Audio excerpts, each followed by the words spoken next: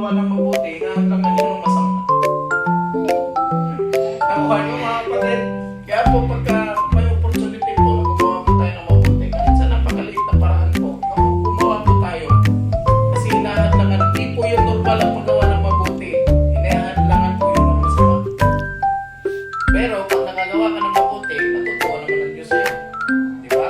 Habang buhay po tayo, kailangan po natin magkaroon ng pagiging siya natin. Pagka po tayo napatunayan ng Diyos, natutuwa tayong tagasunod niya, ang Diyos na po ang bahala sa atin. Sabi naman ng Diyos hindi nga matulog yung maya yung ibon, napakalipon Marami namang ibon, pero bakit maya yung in-example niya? May agila naman. Pinili na yung pinakamalit na ibon Isa sa pinakamalit na ibon yung maya. Hindi nga matulog yung maya, hindi pa yung tulog ng Diyos, ikaw pa. Isipin mo, kung may problema,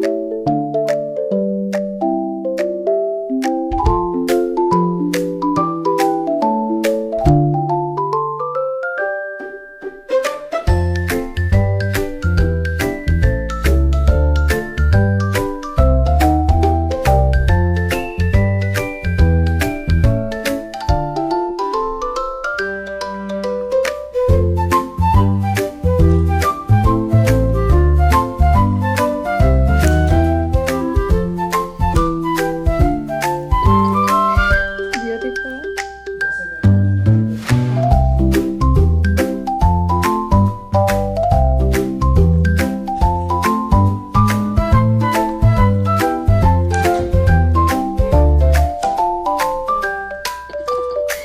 Beautiful.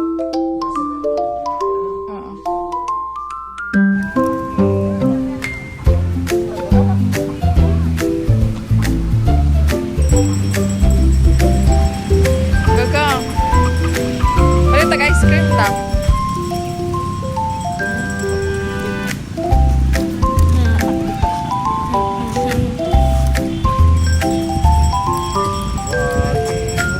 Balik lang tag ice cream. Kamay naman na. pero ang bata mo, may ibog na. Ayaw. Ayaw. Ay.